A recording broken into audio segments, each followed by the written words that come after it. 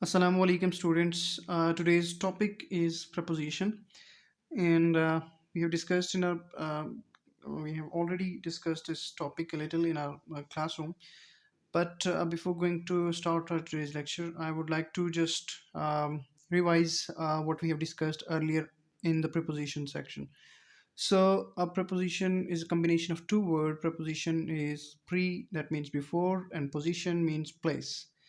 And I told you that place here basically it means noun, because the place where noun is put in a sentence, preposition is used before that.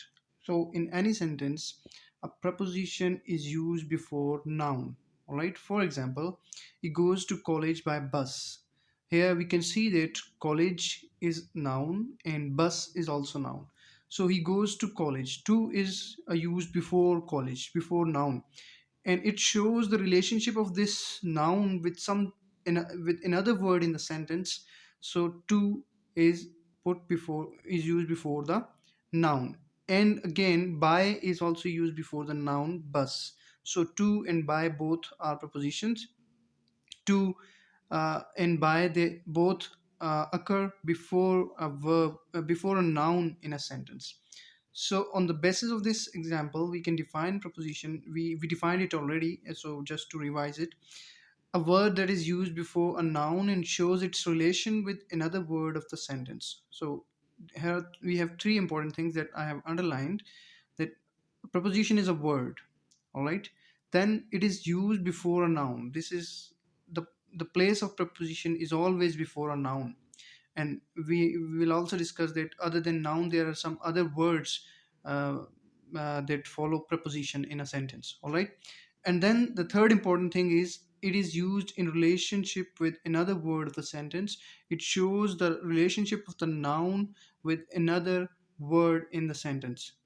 ठीक है, तीन बातें हमने की हैं students के preposition एक word होता है, प्रपोजिशन किसी भी नाउन से पहले इस्तेमाल होता है जुमले में। नाउन हमेशा जब भी प्रपोजिशन यूज़ होगा तो नाउन से पहले ही इस्तेमाल होगा, और ये उस नाउन का रिलेशनशिप किसी भी दूसरे वर्ड से बताता है। तीन चीज़ें ये हैं, ठीक है। Okay, so in this example, we will see that whether the underlined word into in the first example and in the second example, क्या ये preposition है या कोई और parts of speech है। तो for example, he goes into the office. अब in order to emphasize on this point that we have discussed in our definition, हमने definition में point देखा था कि preposition हमेशा noun से पहले इस्तेमाल होता है। तो इसी चीज़ को हम एम्फेसाइज करने के लिए मैंने ये एग्जांपल्स दो लिखी हैं। He goes into the office and he goes in. अब देखिए, इनटू द ऑफिस ये हमारे पास नाउन आ गया है यहाँ पे, ठीक है। यहाँ पे जो वर्ड है द ऑफिस, ये हमारे पास नाउन आ गया, and into is use before the noun. So into is a preposition, while यहाँ पे हमारे पास इन जो है, इन के बाद हमारे पास कोई भी नाउन नहीं है। यहाँ पे सेंटेंस यहीं तक है, इसके बाद नाउन नहीं है। सो ही गोज इन, तो इन गोज के मीनिंग में एडिशन कर रहा है। इसके बाद चूंकि नाउन नहीं है, ये किसी और के वर्ड के साथ रिलेशनशिप भी नहीं बता रहा, unlike in the first example. So here this in is adverb, ठीक है, while in this case into is a preposition. Got it? So this is how we can understand whether a word is a preposition or it is not. ठीक है, तो same words we sometimes they can act as a preposition and they can act as another part of, maybe another part of speech. So all we should know and understand is the use of preposition. और words को हमने याद नहीं करना कि in, into ये सारे prepositions हैं, ये किसी और verb के तौर adverb के तौर पे भी इस्तेमाल हो सकते हैं। Alright, so इस चीज़ को सामने रखते हुए वी हैव रूल्स और place of preposition in a sentence. So ये मैंने आपको बताया था कि किसी भी सेंटेंस में प्रपोजिशन जो यूज़ होता है बिफोर अ नाउन यूज़ होता है, एंड और उसमें मैंने आपको एग्जांपल भी बताई थी। Before a noun, before a pronoun use होता है, नाउन को रिप्लेस करने वाला प्रोनाउन होता है, तो ये प्रोनाउन भी हो सकता है। Before a gerund, gerund is a verb that works as a noun, so ये भी नाउन है तो इसको भी हम इसमें डाल सकते हैं। देन फ्रेज, तो फ्रेज भी ऑब्वियसली नाउन फ्रेज होगी और क्लास भी नाउन क्लास होगी, तो we can safely say that preposition is always used before a noun. और सारे ये सारे जो cases हमने discuss किए हैं for noun pronoun ये somehow ये related है noun के साथ ही, तो we can use one word noun as well. Then here's a special case of preposition and infinitive. To जो हमारे पास preposition है, it can act as an infinitive. It can be a part of infinitive, and it can be a preposition in a sentence as well. For example, he likes to read. यहाँ पे to read जो है, to read, इसमें आप देखेंगे to plus V one. सो हमारे पास infinitive जो होता है उसका स्ट्रक्चर ये है, to plus V one, verb first form. तो यहाँ पे देखिए फर्स्ट फॉर्म तो वर्ब टू के बाद फॉलो हो रही है. He likes to read and it functions as a noun है. तो जब to plus V one function as a noun के तौर पे फंक्शन करे तो उसको इन्फिनेटिव कहते हैं. जैसे हम अगर इसको रिप्लेस करना चाहें तो ही लाइक्स, कुछ और वर्ड हम लिख लें, he likes Apple, he likes food. तो फूड एप्पल दोनों नाउन हैं, ठीक है. For example he likes food, तो फूड नाउन है. अब इसी फूड को हम रिप्लेस कर देते हैं ही लाइक्स टू रीड. अब फूड की जगह रिप्लेस हुए टू रीड, तो obviously it will function as a noun. और secondly he likes to read इसलिए भी नाउन है कि ये ऑब्जेक्ट है इस सेंटेंस का. ही लाइक्स वर्ब है, वर्ब के बाद हम क्वेश्चन करते होते हैं whom और what. तो अगर हम क्वेश्चन यहाँ पे करें ही लाइक्स what, तो what का क्वेश्चन यहाँ पे बनता है. तो what का आंसर हमें क्या कर रहा है, to read. So he likes what? He likes to read. To read is an infinitive. While in the second example, he likes to go to store. He likes to go to store. अब यहाँ पे भी देखिए हमने infinitive को maintain करते हुए we used to in another sense.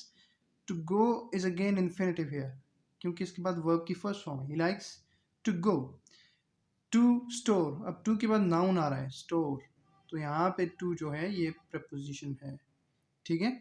ऊपर वाले सेंटेंस में noun is part of, to is part of infinitive, while in this case to is the part of preposition. So to को हम यहाँ पे प्रपोजिशन कहेंगे, जबकि यहाँ पे ये रीड के साथ है तो इसको हम इन्फिनेटिव कहेंगे. और इस एग्जाम्पल में भी ये टू गो में भी इन्फिनेटिव है. Got it. सो अब हम यूज ऑफ प्रपोजिशन की तरफ चलते हैं, इसका एक्चुअल यूज देखते हैं. So preposition in English are used in 5 different styles. Alright, ये पांचों डिफरेंट स्टाइल्स मैंने आपके सामने लिखे हुए हैं. First one is preposition of location, then preposition of direction, preposition of time, preposition of verb. Preposition of verb का मतलब ये है कि when preposition are joined with a verb, तो फ्रेजल वर्ब जो हमारे पास होते हैं, वर्ब के साथ जब preposition watch out, put up, put down, ठीक है. So break up, break in, break out. So all these words they are preposition out and up. तो ये जब यूज होते हैं वर्ब के साथ तो फ्रेजल वर्ब्स बन जाते हैं, ठीक. Then special relation. Special is from space, alright, जगह से निकला है. तो ये 5 हमारे पास स्टाइल्स हैं. So first one is preposition of location. In this we have in, on and at. Then preposition of direction में हमारे पास in, onto, onto, to and toward, ठीक है. टाइम में हमारे पास in, on, at, with in, by, for, since, during, from. And in preposition verb के साथ जो हमारी प्रपोजिशन यूज होती हैं वो बहुत सारी हैं, लेकिन कुछ 2-3 मैंने यहाँ पे लिखी हुई हैं. At, with, out, up. And then special relation में हमारे पास हैं around, along, with in, against, out of, across, through, above, under, beneath, beside, behind, between, among, ahead of, before, in front of, etc. So we'll start off with the first kind, preposition of location जो हमारे पास हैं. So here we go. Preposition of location में we have 3 prepositions. Preposition on, in and at. So on is used for surface. All right. On is used for surface. For example, हम यहाँ पे देखते हैं on the table, on the floor, on the table and on the floor. सो यहाँ पे आप देख सकते हैं कि on is use for the surface, जो टेबल की सरफेस है, जो फ्लोर की सरफेस है, उसके साथ यूज हुआ है. तो इसमें आप देखें on tells us that the following noun is located on a surface. Use on when one thing is attached to और टचिंग समथिंग. जब एक चीज़ किसी दूसरी चीज़ के ऊपर हो और उसको टच कर रही हो या उसको उसके साथ अटैच हो, तो उसके साथ हम ऑन यूज करते हैं. जैसे the boy is on the road, तो ये अगर हम इसे कहें कि ये हमारे पास रोड है, ठीक है, तो बॉय उसके साथ उसके ऊपर है, तो the boy is on the road, उसके साथ अटैच्ड है, उसके पाँव अटैच्ड है, ठीक है, on the road, on the table, on the floor. So ये सारी इसकी एग्जांपल्स हैं। Then we use in for enclosed area, enclosed area, ठीक है, सराउंडेड ऑन ऑल साइड्स। जैसे ये हमारे पास रूम है तो ये एक इनक्लोज्ड एरिया है ये, और इसके अंदर कोई चीज़ है इन, तो यहाँ पे हम इन यूज़ करेंगे। So in is for in something that is surrounded on all sides. जैसे एक रूम के अंदर कोई चीज़ होती है तो it is surrounded on all sides. In a box, तो कोई भी चीज़ जब बॉक्स में हो it is also surrounded on all four sides. And then it can also be use for boundary that is virtual और फिजिकल। फिजिकल बाउंड्री में तो हमें ये समझ आ रहा है कि इन अ रूम, रूम की बाउंड्री फिजिकल है, बॉक्स की बाउंड्री भी फिजिकल है। But in a country, country की उस तरह से साइड्स पे तो जो दीवारें तो नहीं लगी होती, बॉर्डर होता है, लेकिन कंट्री को कौन इस तरह से बंद कर सकते हैं जैसे रूम को, लेकिन it is a virtual boundary. So virtual boundary के लिए भी हम इन यूज़ करते हैं, फिजिकल नहीं होती, ठीक है, वर्चुअल होती है। Okay, so then third preposition of location is at. At is used for a point.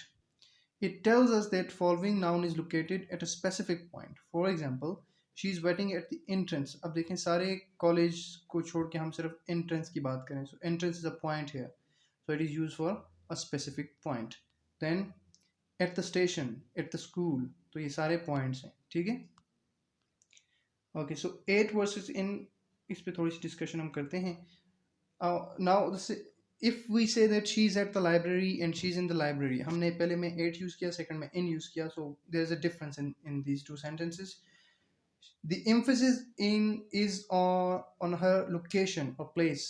जो पहला sentence है हमारे पास, she is at the library, यहाँ पे जो emphasis है पहले sentence में वो है on her location or place, library पर, ठीक है, library. She is at the library shows a point, library, कि वो क्लासरूम में नहीं है, वो किसी और ऑफिस में नहीं है, वो लाइब्रेरी में है. And in the second example, she is in the library, so in here shows emphasizes on the type of building. यहाँ पे लोकेशन इतनी ज़्यादा इम्पोर्टेंट नहीं है, बिल्डिंग इम्पोर्टेंट है, ठीक है, तो ये in और at का डिफरेंस है. Alright, so then the second kind is preposition of direction. And preposition of direction भी हमारे पास तीन तरह के होते हैं. पहला हमारे पास है movement to a specific area, movement to a surface. So movement to a surface के लिए हम यूज करते हैं on to. On to किसके लिए यूज करते हैं? Movement to a surface, यानी एक जगह से दूसरी जगह की तरफ movement. The cat jumped onto the sofa. अब on to देखें, jump यहाँ से cat पहले यहाँ पे है और सोफा यहाँ पे है, तो यहाँ से केट जंप करके सोफा के ऊपर जा रही है, तो jumped on to is the movement from this point two this point, ठीक है, तो इसके लिए हम ऑन टू यूज करते हैं. और अगर ऑन हम यूज करें, ऑन भी हमें पता है कि सरफेस के लिए यूज होता है, बट मूवमेंट उसमें नहीं होती. ऑन टू में मूवमेंट होती है एक जगह से दूसरी जगह पर, दूसरी सरफेस पर. ऑन में एक ही सरफेस के ऊपर और इसमें मूवमेंट नहीं होती. सो हम यहाँ से ये देख सकते हैं कि ऑन की एग्जांपल हम अगर देखें तो ये होगा द केट ले ऑन द सोफा, यानी उसी सोफा के ऊपर है और उसने मूवमेंट नहीं की, तो एक ही सोफा है, उसी के ऊपर सरफेस के ऊपर है cat, and cat didn't jump, कहीं से भी जंप करके नहीं है, उसी सरफेस के ऊपर मौजूद थी, उसी एक पॉइंट पे कांस्टेंट है. ऑन टू इज डायनेमिक, ये मूवमेंट शो करता है from this point two this point, जबकि ऑन जो है ये ही स्पेसिफिक पॉइंट बताता है सरफेस का, ठीक है. देन सेकंड का preposition of direction is into. जैसे हमने ऑन और ऑन टू यूज किया है, ऑन एक सरफेस के ऊपर और ऑन टू एक सरफेस से दूसरी सरफेस के ऊपर जंप करना. इन एक ही जगह के, एक ही रूम के अंदर, और इनटू बाहर से किसी दूसरी जगह, किसी दूसरी रूम में जाना. जैसे movement toward an enclosed area, जैसे ये मूवमेंट ऑन अ सरफेस है, मूवमेंट टू अ सरफेस है ऑन टू, तो इनटू जो है ये टू अ सरफेस है, जैसे ऑन सरफेस के लिए यूज होता है, तो ये movement on to a surface, ये ऑन टू यूज होता है. ये इनक्लोज्ड एरिया के लिए इन यूज होता है, हमने पहले पढ़ा है. तो इसमें अगर मूवमेंट आ जाए इनक्लोज एरिया के लिए तो हम इन टू यूज करते हैं. For example, he was in the room when I went in to it. He was in the room. In the room का मतलब ऑलरेडी वहाँ पे प्रेजेंट था, मूवमेंट नहीं की उसने, उधर ही था. When I went to it का मतलब जब मैं बाहर से उस रूम में गया. तो आई यहाँ पे है इस प्लेस पे, और इन टू इट यहाँ से इधर जा रहा है रूम में. और जो इन है वो पहले से ही मौजूद है रूम में, उसने मूवमेंट नहीं की. सो जो जो बंदा रूम के अंदर है उसके लिए इन, जो बाहर से अंदर मूव करके जा रहा है उसके लिए into. He went in to the room and he saw that his brother was in the room. ठीक है, पहले वो जो रूम के अंदर था उसके लिए इन, जो बाहर से गया उसके लिए into. In the same way जैसे यहाँ पे हमने जो सरफेस के ऊपर था उसके लिए ऑन, और जो दूसरी सरफेस जो सरफेस के ऊपर आया है उसके लिए ऑन टू. ऑलराइट, सो ये आप देख सकते हैं दूसरी एग्जांपल इन की. The cake was in the oven. ये अब अगर हमारे पास ओवन है तो ये इसके अंदर केक है, तो केक मूवमेंट यहाँ पे नहीं कर रहा, केक की वही पोजीशन है. जबकि इन टू अगर होता तो हम कहते कि she put the cake in to the oven. So cake यहाँ पे था पहले, she put it in to the oven, उसने उसको ओवन में रखा. तो अब उस किसी ने किसी खातून ने उसको ओवन में रख दिया, तो उसमें मूवमेंट होती है. ठीक है, then we have movement to a destination. Toward जो और टूवर्ड और टू, ये हमारे पास दो प्रपोजिशन यहाँ पे इस्तेमाल होती हैं. एक है टूवर्ड और एक है to. Toward is use for direction. ठीक है, टूवर्ड डायरेक्शन के लिए यूज होता है, डायरेक्शन के लिए. फॉर एग्जाम्पल, व्हेन आई सा him he was walking toward his office. यहाँ पे हमने टूवर्ड यूज किया है. ऑफिस, क्योंकि ऑफिस की तरफ वो जा रहा है, जब मैंने उसे देखा तो वो अपनी ऑफिस की तरफ डायरेक्शन शो कर रहा है, तो इसको हम डायरेक्शन के लिए यूज करते हैं. For example, toward the box, the ball, he through the ball toward the box. अब बॉल यहाँ से उसने उसको थ्रो किया टूवर्ड द बॉल, तो ये डायरेक्शन शो कर रहा है. हम इस एरो के साथ इस डायरेक्शन को बता सकते हैं. ठीक है, जबकि टू जो है, to is use for destination. To जब हम यूज करते हैं डायरेक्शन नहीं होता बल्कि डेस्टिनेशन होता है, मंजिल उसकी क्या है. They will drive to Lahore.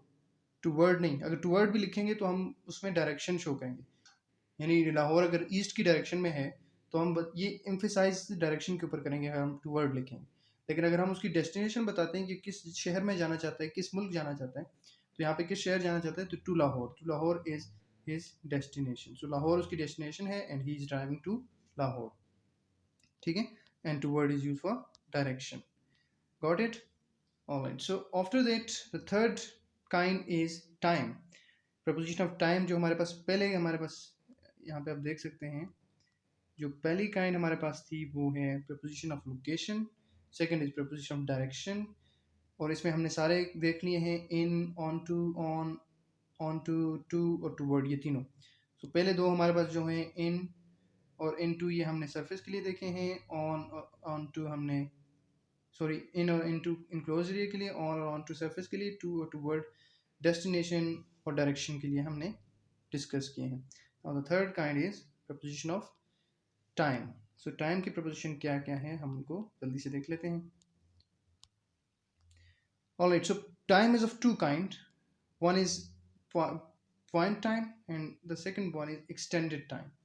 अब हम देखेंगे कि पॉइंट टाइम में देखें आप, in, on, at preposition use हो रही हैं, और एक्सटेंडेड टाइम में we have during, by, from, till, with in, for and since.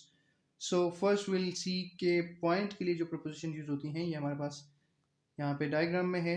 सो पहले हम देखते हैं एट को. So at is used with night, at night, for example at night. Then it is also used for clock. Clock के जो time होते हैं, at 7 o'clock, at 6:35 PM. Then it is used for holidays, at Christmas, at the weekend. ठीक है, on is used for days of the week. On Monday dates के लिए use होता है. सेकंड इसका यूज है on 5th of the June, और particular days उसमें ऑन माई बर्थडे, और on the following day, and on the 14th August, ये भी हो सकता है. ठीक है, क्योंकि वो भी एक पर्टिकुलर डे है. ठीक है, now in is used with parts of day. Parts of day होते हैं morning, evening, in the evening, in the morning. यहाँ पे स्टूडेंट्स एक बात आपने याद रखनी है कि नाइट के साथ एट यूज होता है, at night.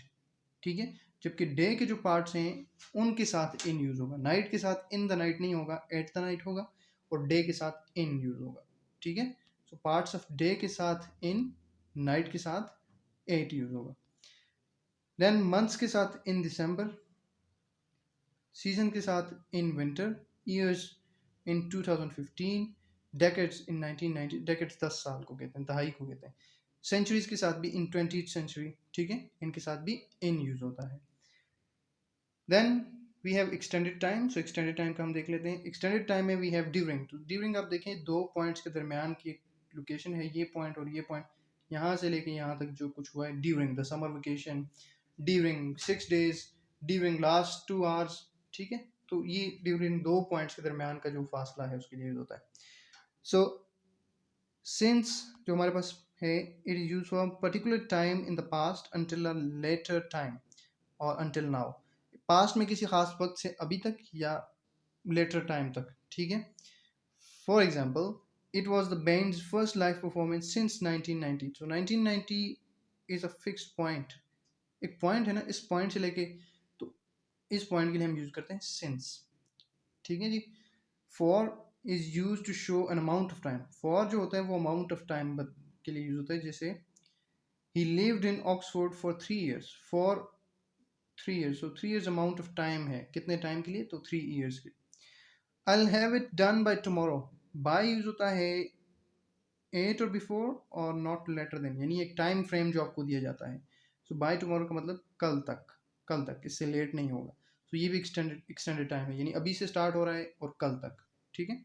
You should receive a reply with in 7 days। With in is again extended time, और ये 7 days के लिए, यानी 7 दिन के अंदर अंदर। तो अगर हम ये कहें कि ये पहला दिन है और ये आखिरी दिन है, तो इसके अंदर अंदर, so with in 7 days, 7 days यहाँ तक जो है ये इसका टाइम फ्रेम है।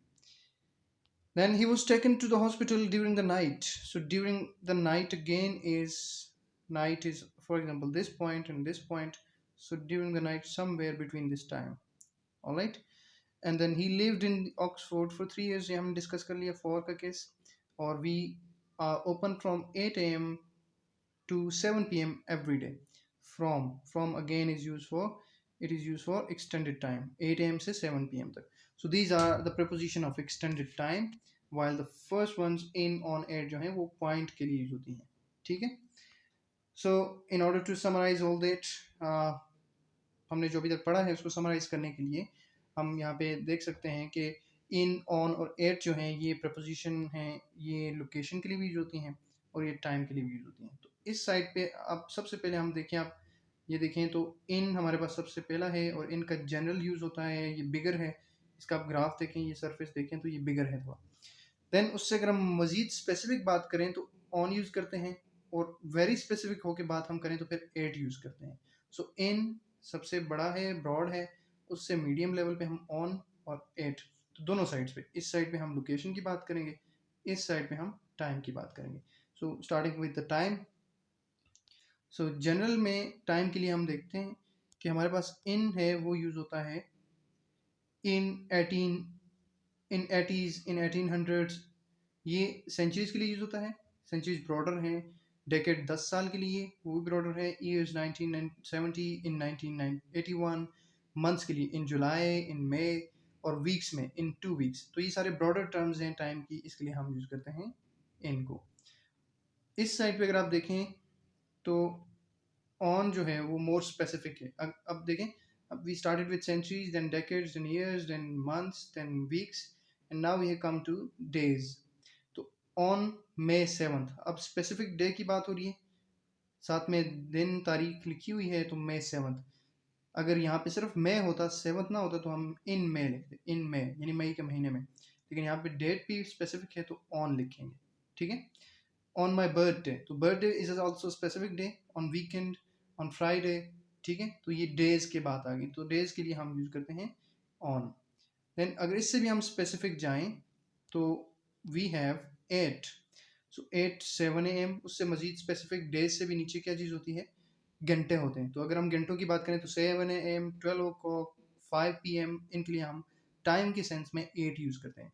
सो in is use for centuries, decade, years, months, weeks, while more specific, on is used for smaller degree, smaller scale, and that scale is days and weekend।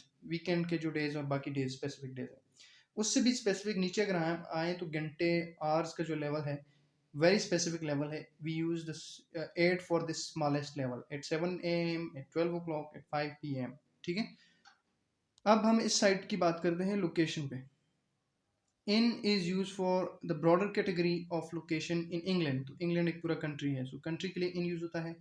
In city, city again is a broader term. In neighbourhood, तो पड़ोस भी एक broader term है, इसके लिए भी हम in use करते हैं. अब मजीद हम स्पेसिफिक जाएं ऑन, तो फिर हम स्ट्रीट्स, अगर स्ट्रीट की बात करते हैं तो street, Oxford street for example. England, London, China town, ये सारे देखें. इंग्लैंड कंट्री है, लंदन सिटी है, चाइना टाउन नेबरहुड है, तो ये सारे बड़े टर्म है, इनके लिए हम इन यूज़ करते हैं. अगर हम स्पेसिफिक देखें, स्ट्रीट की बात करें, ऑक्सफोर्ड स्ट्रीट, तो ये it is specific then a country. Country एक बड़ा है, सिटी बड़ा एक लेवल है, उससे नीचे स्ट्रीट का लेवल, उसके लिए ऑन यूज़ करते हैं. और उससे भी नीचे अगर हम मजीद एक और लेवल देखें तो कॉर्नर एवेन्यूज़ के लिए on the corner.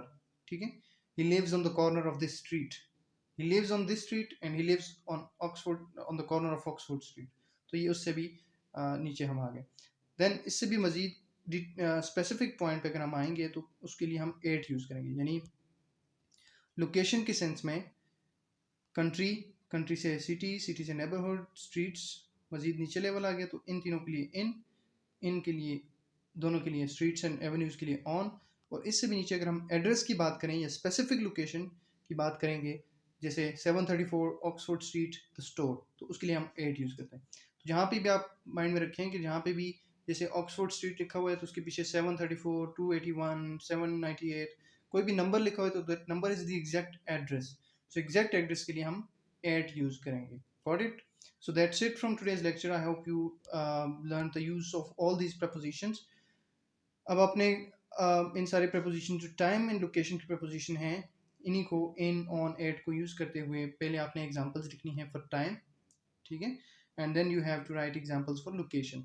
So using in, on and at आपने तीन examples सबकी लिखनी है. time के लिए in की 3 examples, ऑन की 3 एग्जांपल्स और एट की. देन लोकेशन के लिए भी इन की 3 एग्जांपल्स, ऑन की और एट की भी 3 एग्जांपल्स. तो ये आपका ब्रीफ सा होमवर्क है और ये प्रैक्टिकल सा होमवर्क है. इसको आप जब सॉल्व करेंगे तो आप मज़ीद सीखेंगे इनका use. Thank you so much for watching. Good luck. Allah हाफिज़.